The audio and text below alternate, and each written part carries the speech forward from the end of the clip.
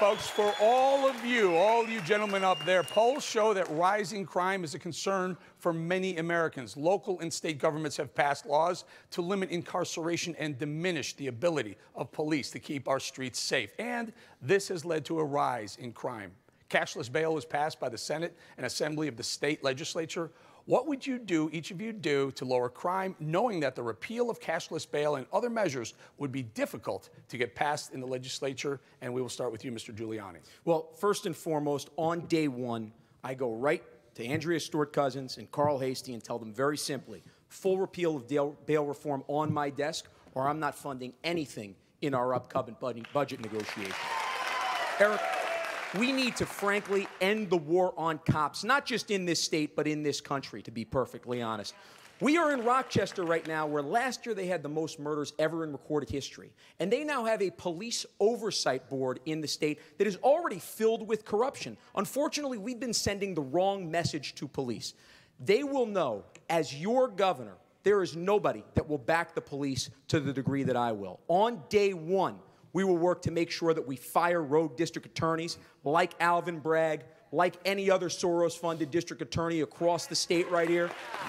And I will create a $5 billion state pot so that way any city, any municipality, any county that has had their resources taken or defunded can tap right into the state budget so that way we end the war on our police. Congressman Zeldin.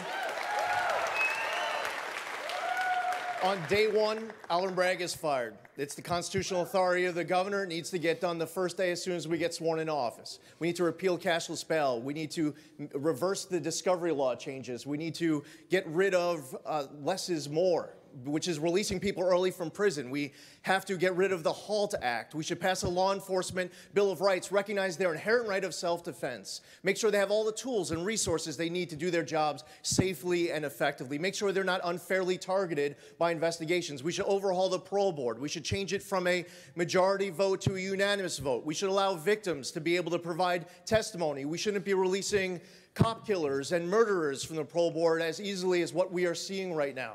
On my website, zeldinfornewyork.com/secureourstreets, we outline our top couple dozen or so proposals in order to secure our streets. I was raised in a law enforcement household, and I'm honored to have the endorsement of a whole host of different law enforcement organizations across this state, and I look forward to once again having Albany unapologetically backing the blue. Yeah. Mr. Wilson. Sure.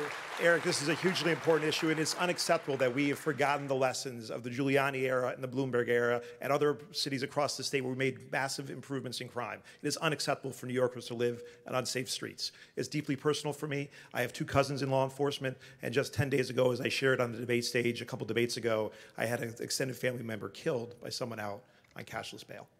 We need to think about victims, not criminals. That is what criminal justice is all about. It's what public safety is all about. That's why I have a 14-page Making New York Safe crime plan on our website that goes through everything from repealing bail reform to fixing discovery standards and supporting our brave men and women in law enforcement who need the financial and human support that they need to do the job they do well.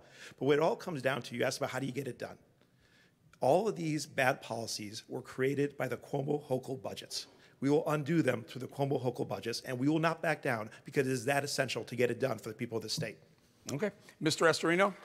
There was another murder in Rochester just today, and this, unfortunately, is across New York State and around the country because we are coddling criminals right now. The leftist agenda has handcuffed our police officers, defamed and defunded them, and unfortunately, they're letting the criminals run wild.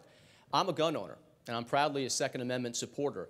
And it's interesting, if I have a concealed carry permit, which I do, and I take my gun by accident from, let's say, the Westchester border into the Bronx, I would be a felon overnight if caught. And yet, all these criminals who are arrested with illegal possession of a gun, those charges are dropped. They're released. No cash bail obviously is a big mistake and needs to be repealed, and it will be. I will fire district attorneys like Alvin Bragg, who ignore the law. They have to go. We saw that in San Francisco. Watch it happen in New York. I will remove him. But also things like stop, question, and frisk, which is constitutional. Things like that work, like taking guns from criminals in those gun-free zones that don't work.